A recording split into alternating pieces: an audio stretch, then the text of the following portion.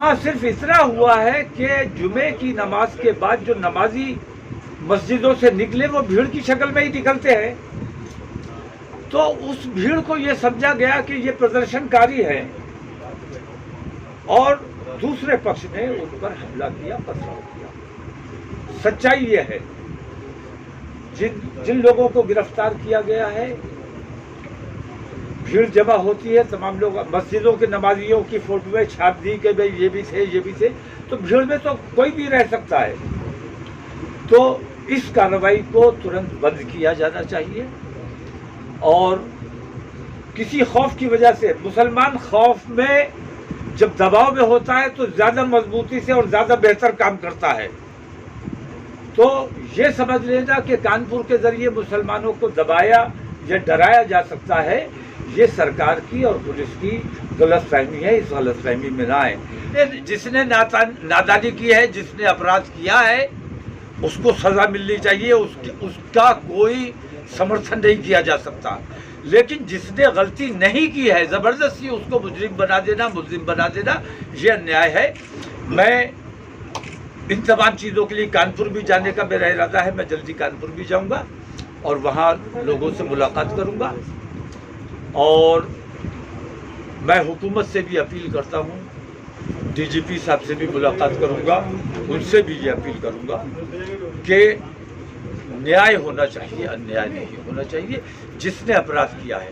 क्योंकि ताली एक हाथ से नहीं बजती है, लेकिन एक हाथ को वहां पर हथकड़ी पहनाई जा रही है, दूसरा हाथ आजाद छोड़ा हुआ है, ये अन्याय है। लेकिन वहाँ सारे वीडियो सामने आए, पत्थर ले जा रहे हैं, वीडियो सामने आए हैं। मेरे पास भी वीडियो है जिसमें पुलिस दूसरे पक्ष के साथ मिलकर मुसलमानों पर पथराव कर रही है। मेरे पास भी वीडियो है जिसमें हिंदू घर की छत पर से पथराव किया जा रहा है। वो तमाम वीडियोस हैं, प्रचलन में है और वायरल हो चुके हैं। उन वीडियोस का संज्ञान पुलिस को लेना चाहिए और उन पर कार्रवाई करनी चाहिए। उन घरों से जहां से पथराव हुआ है, उन घरों पर बुलडोजर की कार्रवाई की जानी चाहिए। जिन हयात से आप कह रहे हैं आपकी बात हुई थी, उन्होंने कहा कि कॉल वापस ले ली है, आपने भी कहा था। ये तो जिला प्रशासन सच बताएगा। लेकिन उनके मोबाइल के व्हाट्सएप पे तमाम चैटिंग, तमाम चीजें, पीएफआई का कनेक्शन भी सामने आया है उसमें। भाई, मेरा मोबाइल ले जाओ, मेरा लैपटॉप ले जाओ और कहीं का भी कनेक्शन निकाल के दिखा दो, इसका कोई मतलब नहीं होता। दुनिया से हमारे ताल्लुकात हैं, दुनिया से हम मुलाकात करते हैं, दुनिया से बात करते हैं, लोगों के फोन आते हैं, इसका मतलब नहीं है कि। ये भी जानना चाहेंगे कि अभी एक मौलाना साहब ने ये कहा था कि उन्होंने कि अगर कहीं बुलडोजर चलेगा तो हम उस पर ये निर्णय लेंगे। इस तरीके की चीज़ें कुछ लोगों ने हिंदू धर्म को लेकर टिप्पणी, क्या इस तरह की चीज़ों की मजम्मत करते हैं आप? बुलडोजर अगर जज है तो फिर अदालतों को खत्म कर दीजिए। किसी ने जुर्म किया है, उसके खिलाफ एफआईआर होनी चाहिए, उसकी गिरफ्तारी होनी चाहिए, उसको जज के सामने पेश किया जाना चाहिए। कायदा ये है, संविधान ये कैसा है। बाकी किसी के खिलाफ कोई शिकायत आ गई, आपने मान लिया कि ये मुजरिम है और उसके घर पे बुलडोजर चला दिया, ये अन्याय है। ये अन्याय किसी भी कीमत पे बर्दाश्त नहीं किया जाएगा। हमारा 10 तारीख का जो प्रोग्राम है, अल्हम्दुलिल्लाह उसकी भारी तैयारी है और उम्मीद है कि 2 से 2.5 लाख लोग उस रोज इस्लामिया की फील्ड में जमा होंगे। लोगों में बहुत बेचैनी है, बहुत गुस्सा है और गुस्सा सबसे ज्यादा अब इस बात को लेकर है कि हमारा देश अपने घर वालों की बात न सुनकर दूसरे मुल्कों के दबाव में आकर गैरों की बात सुनकर अमल कर रहा है, लेकिन घर वालों की बात सुनने के लिए तैयार नहीं है। इस बात का ज़्यादा हमें अफसोस है। ज़्यादा अफसोस इस बात का है कि हमारे देश को पूरी दुनिया में बदनाम किया जा रहा है और देश से मोहब्बत करने वाले तमाम लोग इस बात से तकलीफ महसूस कर रहे हैं कि देश का सर कुछ लोगों की गलती की वजह से, कुछ गलत पॉलिसीज की वजह से दुनिया के सामने शर्मिंदगी का सामना उठाना पड़ता है। तो हमारे प्रोग्राम की मजबूत तैयारी है, भारी तैयारी है, और ये प्रोग्राम बल प्रदर्शन के लिए नहीं, किसी को सताने या दबाने या डराने के लिए नहीं, जिला पुलिस और इंतजामिया को परेशान करने के लिए नहीं, बल्कि अपने देश हित में और अपने गुस्से का इजहार करने के लिए शांतिपूर्वक हमारा प्रोग्राम होना है। लेकिन आज एक दिक्कत हमारे सामने कल आई है, इसी वजह से खास तौर से आपको बुलाया है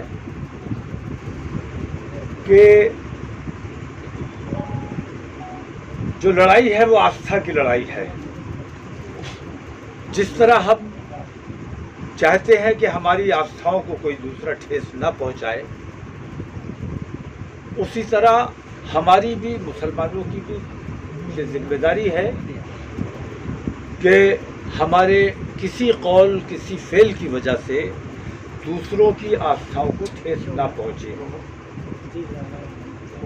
मेरी जानकारी में आया कि 10 तारीख को दशहरा गंगा स्नान है और बड़ा प्रोग्राम होता है, बड़ा कोई त्यौहार है। और मैंने देखा है, मुझे याद है कि बहुत ट्रॉली से और बहुत भीड़ होती है, बहुत, और छोटे छोटे बच्चे और औरतें ज़्यादा उसमें रहते हैं। तो ऐसी पोजीशन में जब वो लोग अपने त्यौहार के लिए, अपनी आस्था के लिए निकले हुए हों, बच्चों के साथ, औरतों के साथ, ऐसे माहौल में हमारे लोगों का 2-2.5 लाख लोगों का निकलना, सड़कों पर आना मुनासिब नहीं है। तो जिस तरह हम अपनी आस्था का अनादर बर्दाश्त नहीं कर सकते, इसी तरह हमें दूसरों की आस्था का भी एहतराम करना चाहिए। इसलिए हमारी कार्यकारिणी ने ये फैसला किया है कि उनकी तो डेट फिक्स है, वो चेंज नहीं कर सकते, क्योंकि मैंने सुना शायद पूर्णमासी पर ही होता है ये कार्यक्रम, ज्येष्ठ मास की 10वीं तिथि। तो बड़ा कार्यक्रम है, मैंने देखा है बड़े जाम लगते हैं। तो उनकी आस्था के एहतराम के लिए हम अपने इस प्रोग्राम को कुछ दिन के लिए मुलतवी कर रहे हैं, ताकि वो उनके किसी कार्य में बाधा न पड़े, कहीं उनको हमारी वजह से कोई दिक्कत ना आए। और कुछ शरपसंद भी है जो इस मौके का फ़ायदा उठाकर कोई ऊंच नीच का काम कानपुर दोहराने की कोशिश कर सकते हैं। हमें किसी भी हालत में अपने शहर या अपने प्रदेश में कानपुर जैसे हालात नहीं पैदा होने देने हैं। रहा कानपुर का सवाल, कानपुर में जो कुछ भी हुआ है वो सरासर बेईमानी है, और कानपुर के जरिए पूरे हिंदुस्तान के मुसलमानों को दबाने के लिए, उन्हें खौफजदा करने के लिए कानपुर के मुसलमानों पर जुल्म और ज्यादती किया जा रहा है। कानपुर में जो ऑर्गेनाइजर था, जिसने ऐलान किया था, जिसने कॉल दी थी, उसने अपनी कॉल वापस ले ली थी। प्रशासन के साथ समझौता उसका हो गया था। वहां सिर्फ इतना हुआ है कि जुमे की नमाज के बाद जो नमाजी मस्जिदों से निकले वो भीड़ की शक्ल में ही निकलते हैं।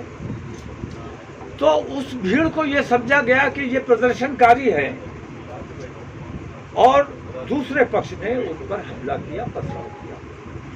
सच्चाई ये है, जिन लोगों को गिरफ्तार किया गया है, भीड़ जमा होती है, तमाम लोग मस्जिदों के नमाजियों की फोटोएं छाप दी कि भाई ये भी थे, तो भीड़ में तो कोई भी रह सकता है।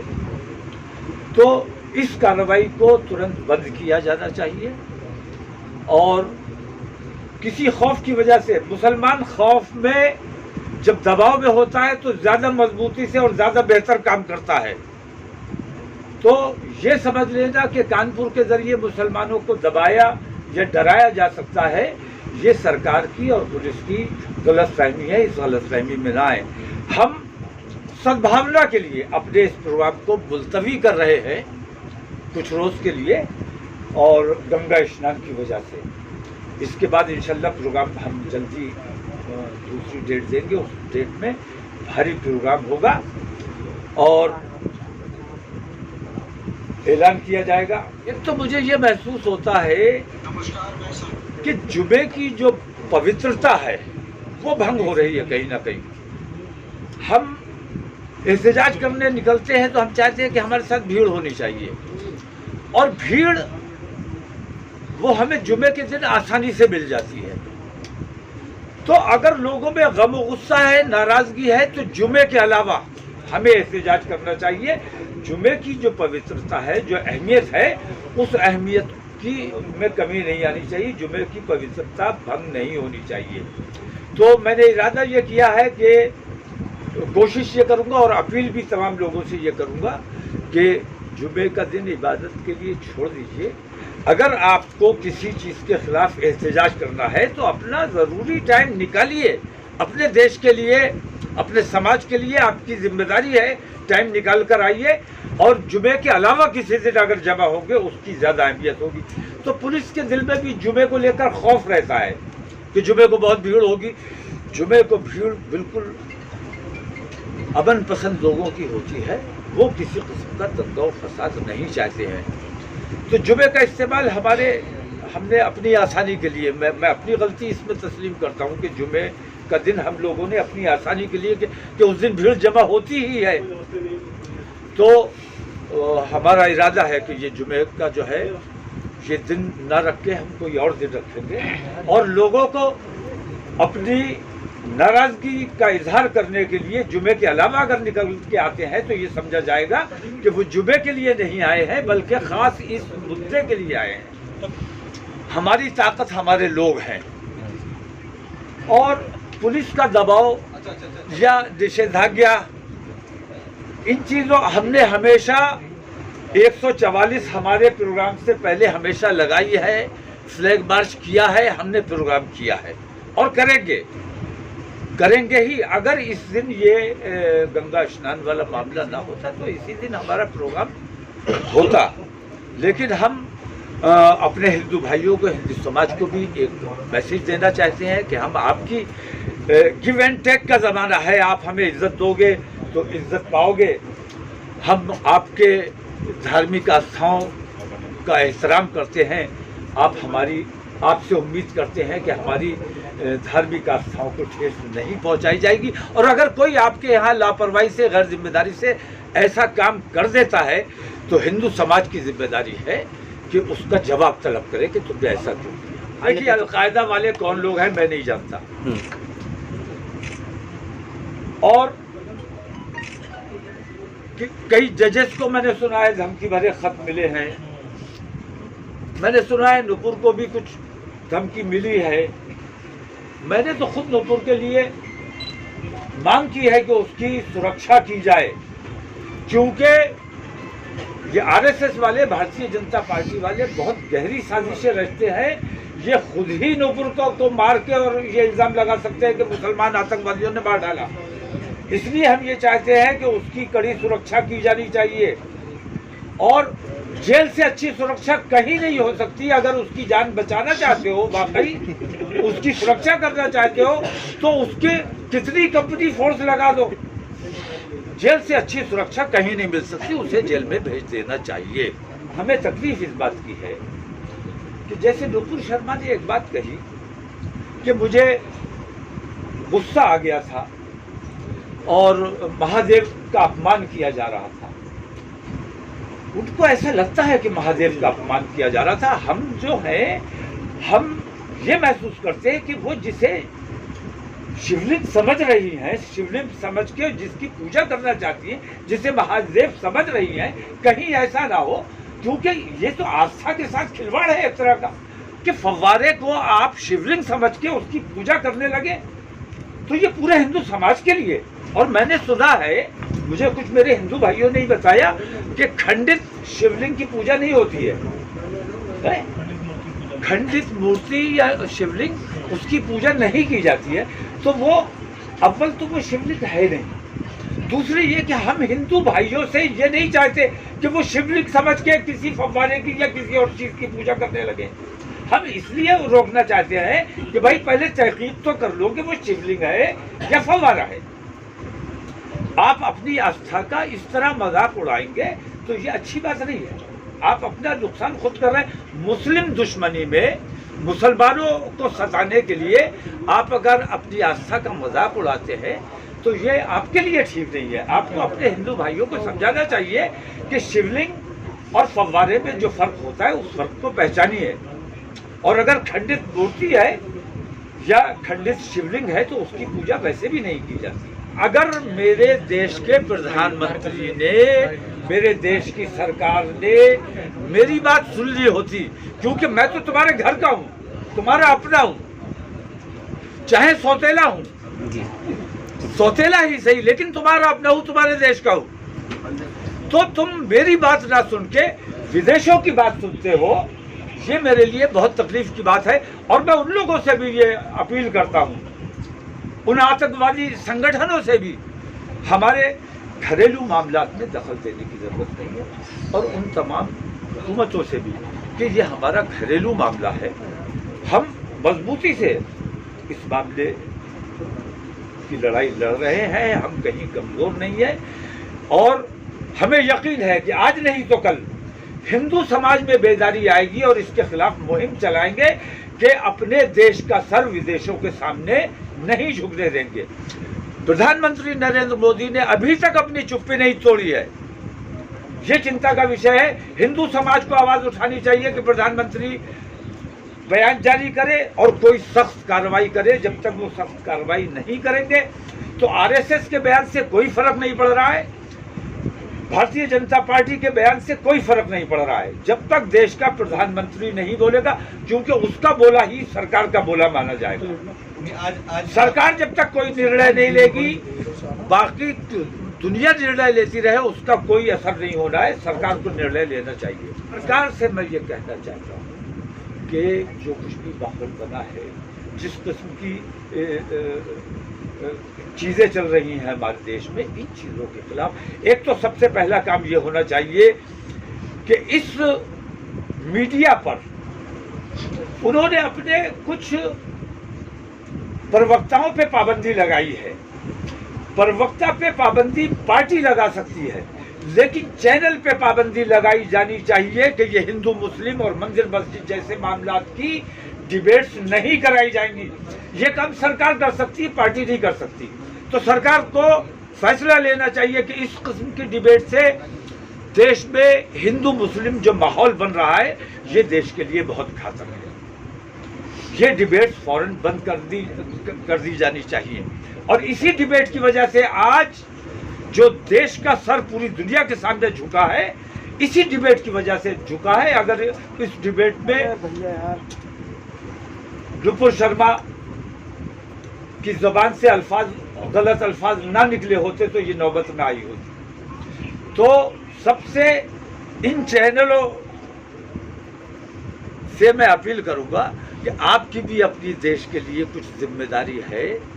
आप अपने देश में एकता, भाईचारे, प्यार मोहब्बत का माहौल बनाने की कोशिश करें। हम जिस तरह अपने इतने बड़े प्रोग्राम को जिसके लिए हम पिछले 15 दिन से तैयारियां कर रहे थे, हमें कल इत्तला मिली कि ये गंगा दशहरा है, हमने फौरन अपने इतने बड़े कार्यक्रम को मुलतवी कर दिया, कदम वापस ले लिया है, प्रोग्राम को मुलतवी किया है।